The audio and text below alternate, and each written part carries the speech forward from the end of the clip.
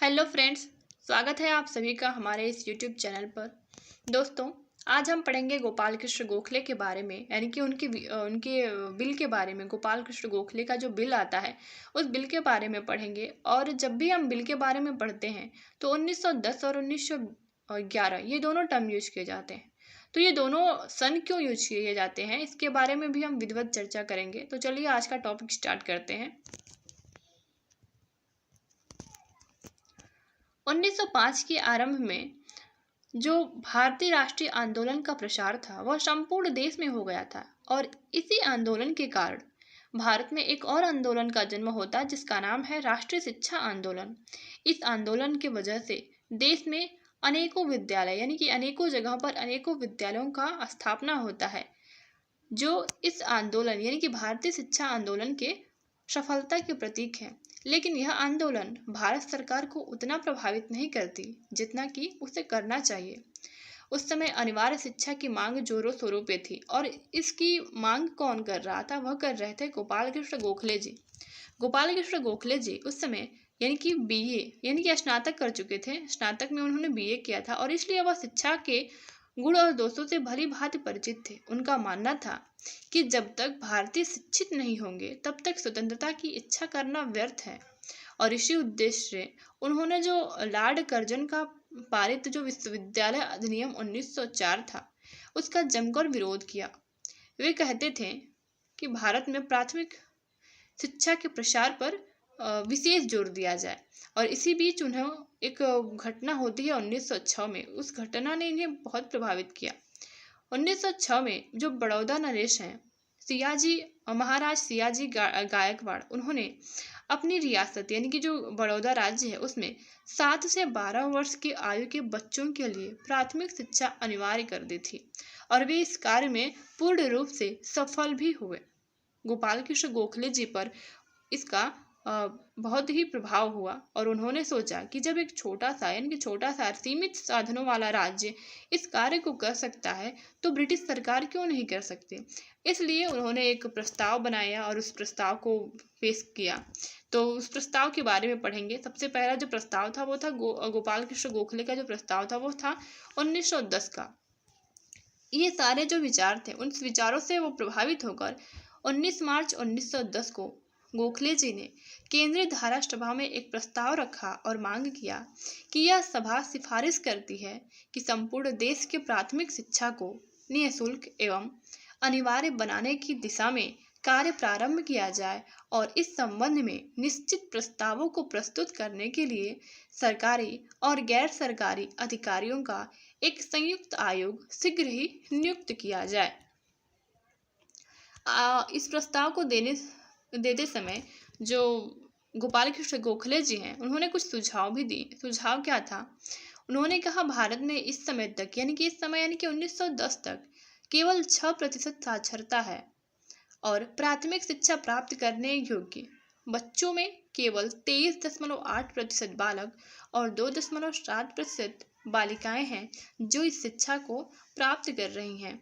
इसलिए उन्होंने इन सारी बातों को ध्यान में रखते हुए कुछ निम्न सुझाव दिए थे, जो निम्न है।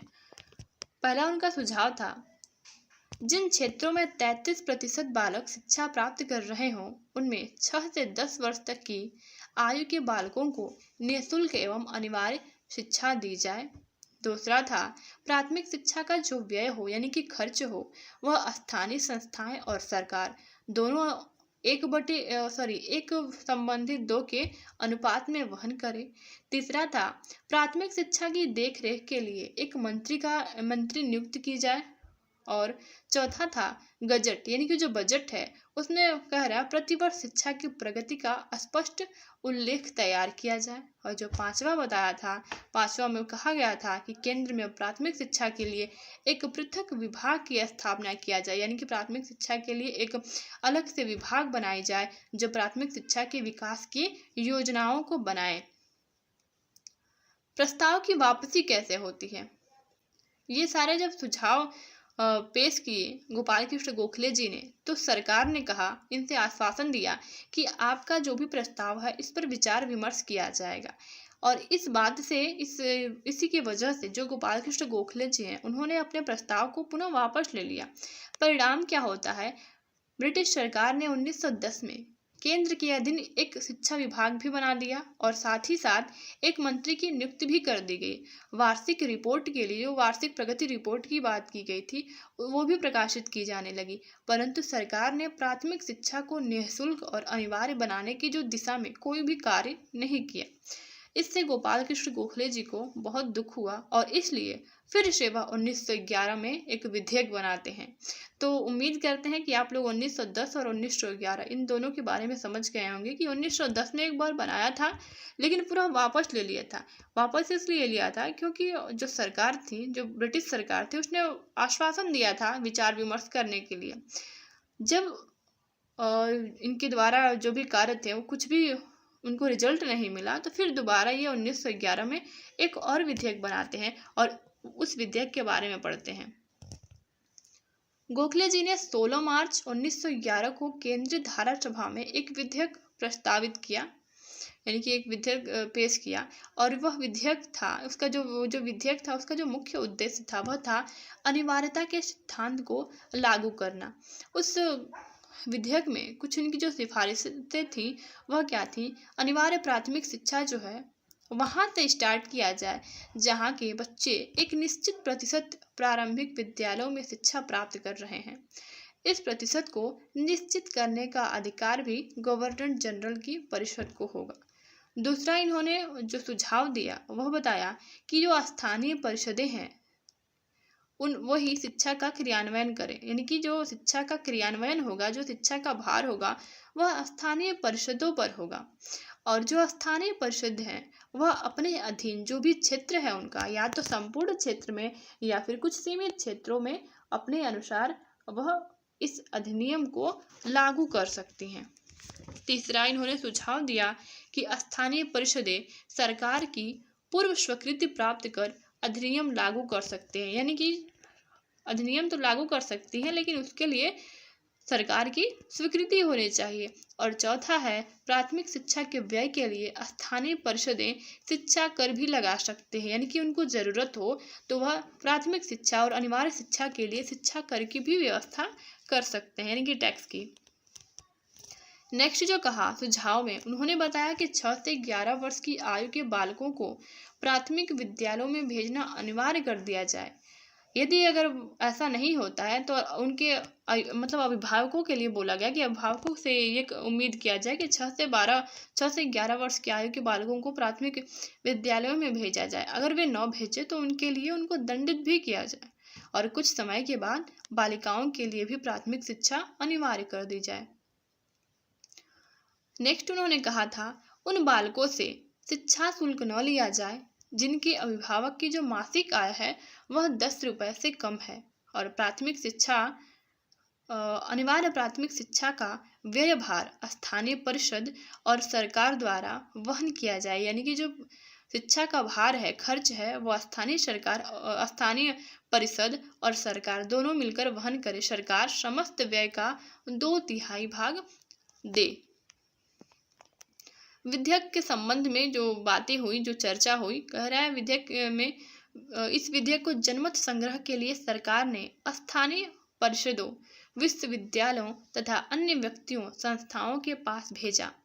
केंद्रीय धारा सभा में 17 मार्च 1912 ईस्वी को इस विधेयक पर चर्चा हुई और 2 दिन तक चलती रही, यानी कि 17 मार्च 1912 ईस्वी को केंद्रीय धारा सभा में इस पर चर्चा हुई और यह चर्चा 2 दिनों तक चलती रही, जिसमें कुछ भारतीयों ने इसका समर्थन भी किया जबकि कुछ लोगों ने मतलब इसका समर्थन नहीं, विरोध किया। और विरोध में सर हरकोर्ट बटलर ने, एक सरकारी प्रवक्ता था सर हरकोर्ट बटलर, जो कि विशेष इस जो विधेयक था इस विधेयक का विशेष रूप से उसने विरोध किया और विरोध में कुछ तर्क किए। उसने कहा कि देश की जनता की ओर से कभी ऐसी शिक्षा की मांग नहीं की गई, इसलिए प्राथमिक शिक्षा की अनिवार्यता का कोई प्रश्न ही नहीं है। उनका मानना था कि कभी ऐसा कुछ कहा ही नहीं गया। जो भी हमारे यहाँ की देश की जनता थी, उन्होंने तो कभी ऐसे शिक्षा की मांग की ही नहीं। जब उसने मांग नहीं की तो फिर यह सवाल उठाना ही व्यर्थ है।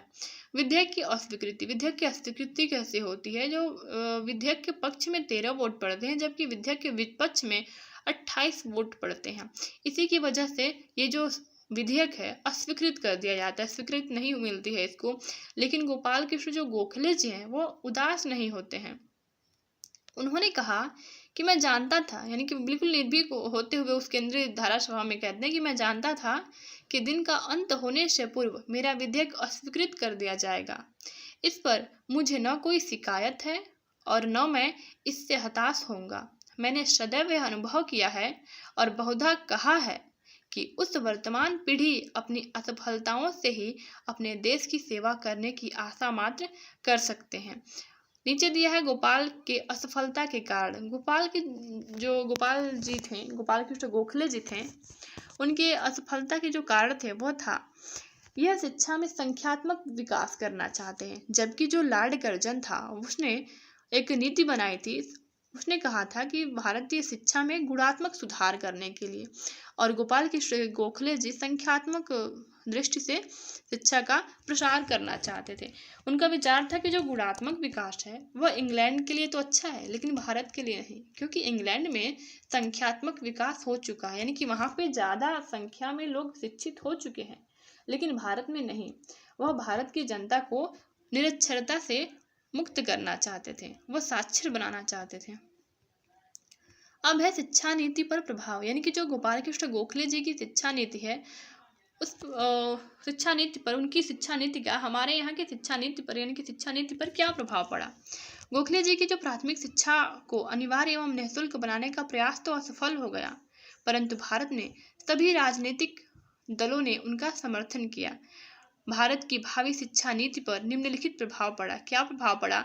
सरकार ने प्राथमिक शिक्षा के प्रसार के लिए आश्वासन भी दिया और साथ ही 50 लाख रुपए आवर्तक और 84 लाख रुपए अनावर्तक अनुदान स्वीकृति भी दिया। नेक्स्ट है प्रांतीय सरकारें जनसाधारण की शिक्षा के लिए विशेष ध्यान देने लगी और 1918 में पटेल एक्ट बनने के बाद बम्बई को छोड़कर राज्य से प्राथमिक शिक्षा अनिवार्य कर दी गई। नेक्स्ट है 1919 में पंजाब, संयुक्त प्रांत यानी कि उत्तर प्रदेश, बंगाल, बिहार और उड़ीसा में अनिवार्य प्राथमिक शिक्षा अधिनियम बनाए गए और 1920 में मध्य प्रदेश, मद्रास, बम्बई नगर में अनिवार्य प्राथमिक शिक्षा अधिनियम बना दिए गए। तो दोस्तों ये था हमारा आज का ओवरऑल सेशन। कैसा लगा आपको कमेंट करके बताइएगा, एंड अगर कोई सजेशन देना चाहे तो बिल्कुल कमेंट कीजिएगा, हम आपके सजेशन को बिल्कुल देखेंगे। अगर जो भी उचित लगा हम बिल्कुल इंक्लूड करेंगे इसमें। एंड अगर आपको इससे कुछ भी फ़ायदा हुआ है तो प्लीज़ अपने दोस्तों में भी शेयर करें। And thank you. मिलते हैं नेक्स्ट वीडियो में।